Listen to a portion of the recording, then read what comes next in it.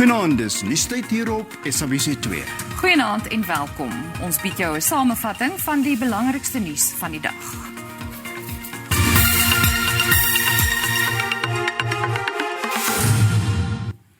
President Cyril Ramaphosa gaan vanaand om 8:00 sy gebruikelike familievergadering hou, waar hy die land sal inlig oor die stand van die COVID-19-pandemie. Daar word verwag dat Ramaphosa die moontlike beëindiging van die nasionale ramptoestand sal bespreek en planne sal bekend maak oor hoe die regering die pandemie in die toekoms gaan hanteer. Die minister van Vervoer, Fikile Mbalula, sê die Passasiersspooragentskap, of PRASA, het teen Desember verlede jaar 3000 spookwerkers gehad. Mbalula het voor SCOOR, oftewel die staande komitee oor openbare rekeninge, gesê dit dui op korrupsie in die departement van menslike hulpbronne. Die minister het die komitee ingelig oor oorsigbesoeke aan PRASA oor die eerste 3 maande van jaar. They implemented a project called Operation Ziveze, and that Operation Ziveze then have proven by last year, December, 3,000 people were being paid. And since last year, December, the salaries, of those people have been stopped. None of those people have come forward to claim that they have been stopped unfairly. Meaning, it's again a system of corruption within human resource, meaning somebody has orchestrated the scam. Die adjunkt-president David Mabuza sê die regering is daartoe verbind om die integriteit te herstel van diegene wat in die 1960s met geweld uit distrik 6 verwyder is. Mabuza het 'n afvaardiging van ministers gelei om die distrik 6 ontwikkelingsprojek te inspekteer wat deel is van die regering se breër grondrestitusiebeleid. Die gewag is uiteindelik verby vir diegene wat in die 1960s met geweld uit distrik 6 verwyder is, nadat hulle titelaktes uiteindelik onderteken is. I'm excited because out there in Africa there's lots of problems with police and breaking in and all of this.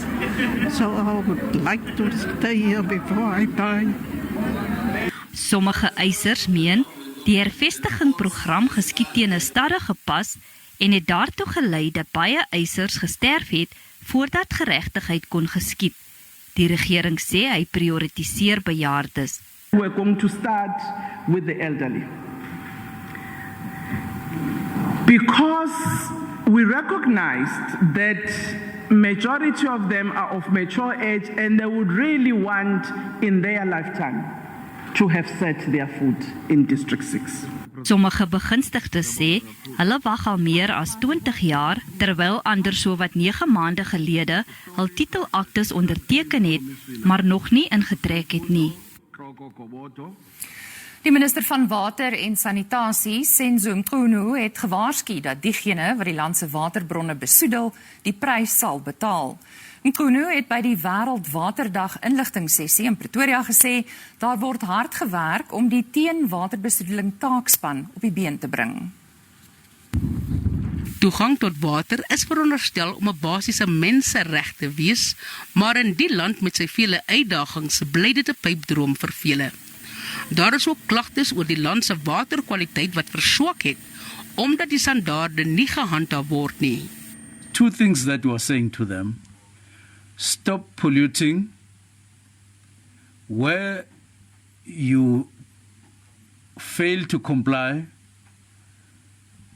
you will be dealt with via penalties. Mqunu sê die hoofoorsaak van die besoedeling kom van die plaaslike watersuiweringsaanlegte. Die Vaalrivier skoonmaakprojek is ook op koers. With regard to the pumps there, at some point we went there ourselves to look at what had been done up to then in terms of refurbishing the pumps there. And we are soon going to start with the wastewater treatment plants.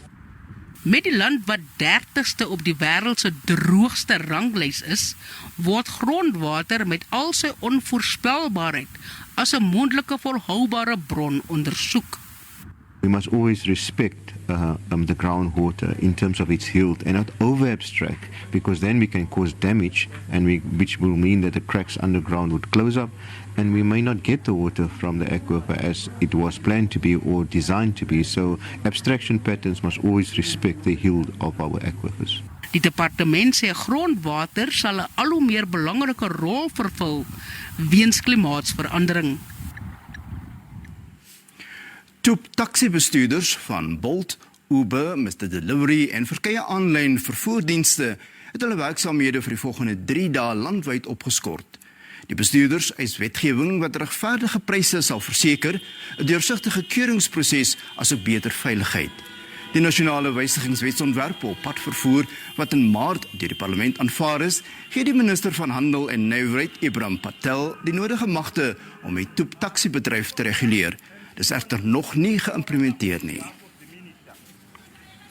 Die Sekretaris-Generaal van die Verenigde Nasies, Antonio Guterres, sê meer as 10 miljoen inwoners van Oekraïne is reeds ontwortel sonder dat 'n oorwinning vir die Russiese magte in sig is. Rusland het Oekraïne bykans 4 weke gelede ingeval, maar kom te staan teen sterk weerstand van die Oekraïense weermag. Guterres sê daar sal geen wenners wees in die oorlog tussen Rusland en Oekraïne nie. Hy sê die impak van die konflik word wêreldwyd gevoel in stygende kos- en brandstofpryse. The only question is how many more lives must be lost? How many more bombs must fall? How many Mariupols must be destroyed? How many more Ukrainians and Russians will be killed before everyone realizes that this war has no winners, only losers? How many more people will have to die in Ukraine? And how many people around the world will have to face hunger for this to stop? Continuing the war in Ukraine is morally unacceptable, politically indefensible, and militarily nonsensical.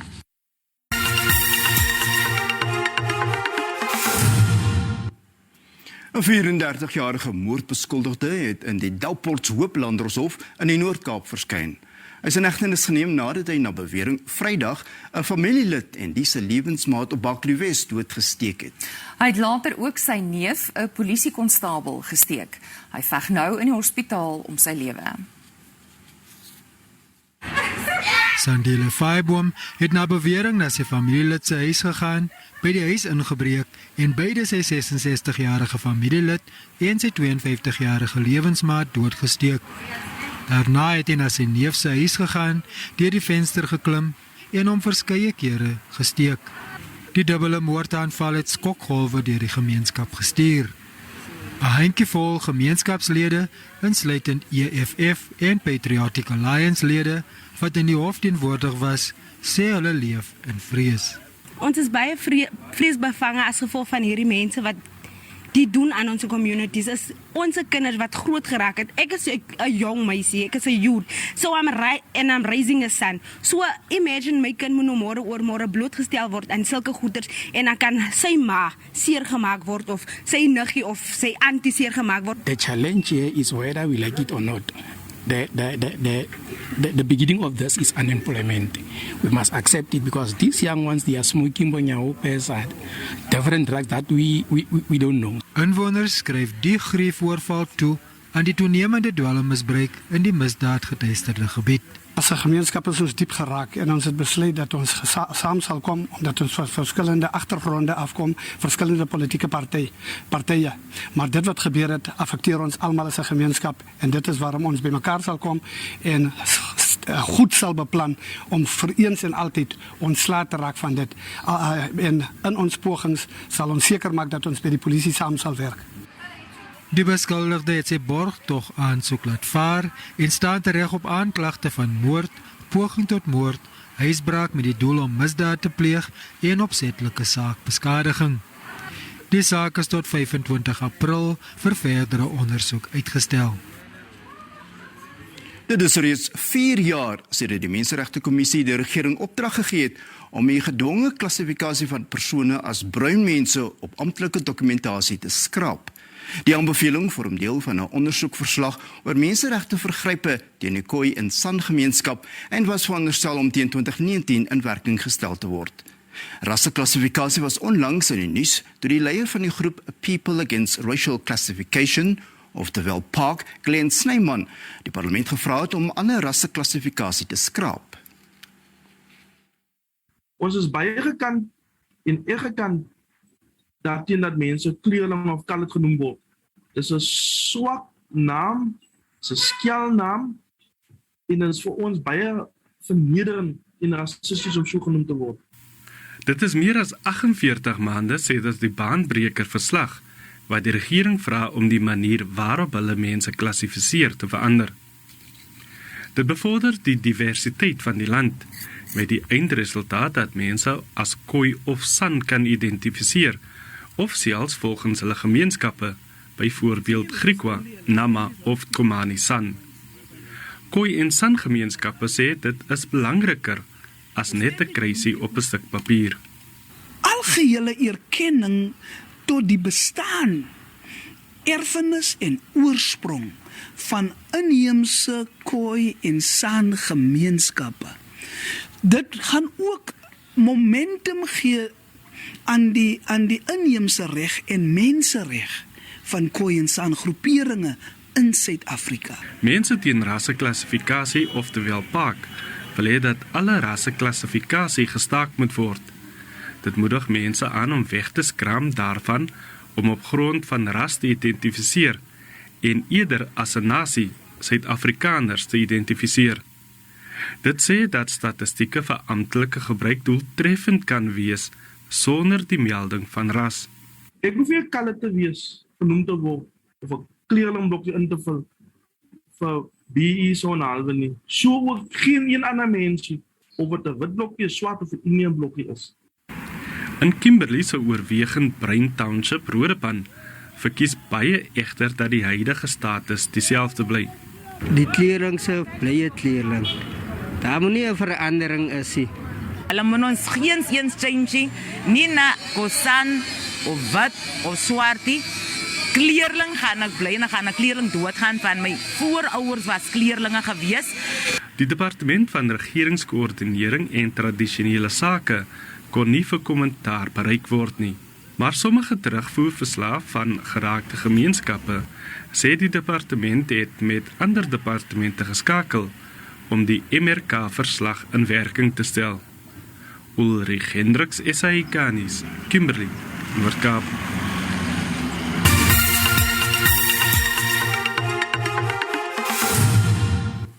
Kleinsake-eienaars voel reeds die knyp van die stygende kookolieprys.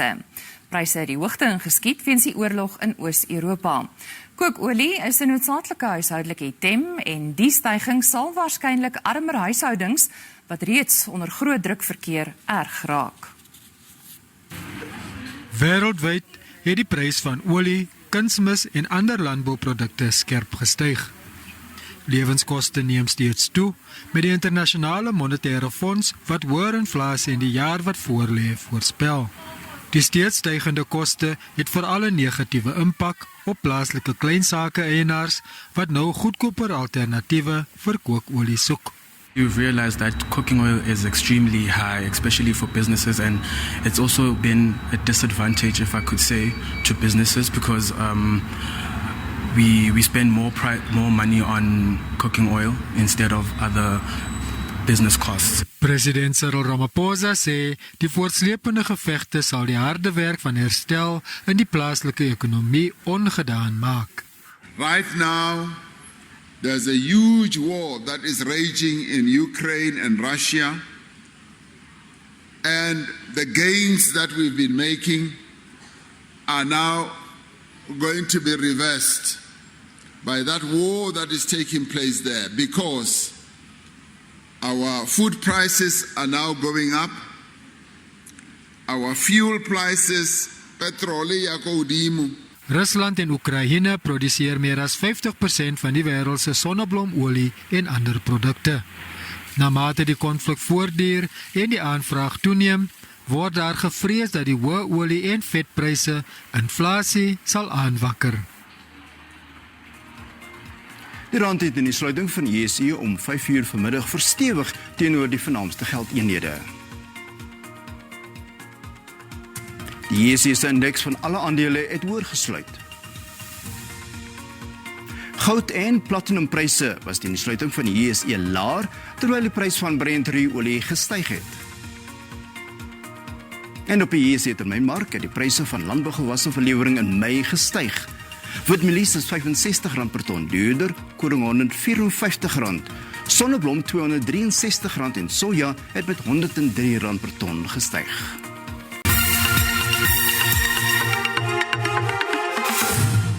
Goeienaand en welkom by die Weersentrum. Vanaand verwag ons oor die grootste gedeelte van Suid-Afrika ligte reën, veral in die sentrale gedeeltes van die Noord-Kaap, waar 'n 60% kans vir reën sal voorkom, en dan ook gedeeltelik bewolk in die noordelike gedeelte van Suid-Afrika.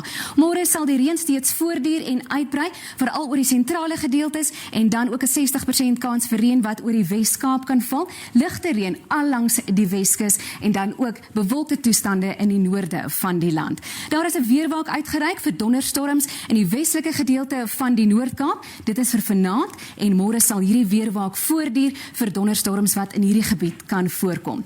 Nou kyk ons na die temperature in Pretoria. Matige temperature wat ons nou in Gauteng begin sien. Pretoria se maksimum is 28, Carletonville 11 tot 25 en Vereniging gedeeltelik bewolk daar 10 op tot 26 grade Celsius. In Limpopo meer in die noorde van die land waar dit gedeeltelik bewolk sal wees. 30 vir Musina, Lephalale gedeeltelik bewolk daar 31 en dan ook Tabazimbi 29, Palaborwa warm 31 grade Celsius. Nou in Mpumalanga, daar sien ons Mbombela 26 gedeeltelik bewolk in Skukuza 35 en dan in Sekunda 11 tot 25, Standerton 12 op tot 26 grade Celsius. Nou kyk ons na KwaZulu-Natal, baie reën wat vir hierdie provinsie voorspel word. Langs die kuslyn Durban 29, Kokstad 9 op tot 26 en Ladysmith 12 op tot 30. Dit is die maksimum daar. Nou kyk ons na die Oos-Kaap, baie nat en water wat vir hierdie provinsie voorspel word. Klabega 16 op tot 27 en dan Willowmore 15 op tot 28. Hier in Oos-London se geweste 28 grade Celsius is die maksimum daar. Nou kyk ons na die Wes-Kaap, baie nat, veral hier in die westelike gedeelte en oostelike gedeelte van die provinsie. Klein Willem 28, Vredendal 29, Kaapstad warm maar nat 30 en dan meer hier na die tuinroete Mosselbaai waar die maksimum 25 gaan wees. Nou ook na die Noord-Kaap, onthou ook die weerwolk wat uitgereik is vir die westelike helfte van die Noord-Kaap, Kalvinia 23, Springbok 28 en dan Kimberley 25. Die sentrale gedeeltes van Suid-Afrika, die Vrystaat baie nat ook, Bloemfontein 25, Botawil 26 en dan laastens Noordwes, die laaste provinsie van ons weervoorspelling, baie nat oor die grootste gedeelte van hierdie provinsie, veral hier in die suide, Swaziland 27, Tosca baie nat maar warm 30 en dan Potchefstroom gedeeltelik bewolk 28 is die maksimum daar. Dis dan al van die weerdiens. Goeienaand.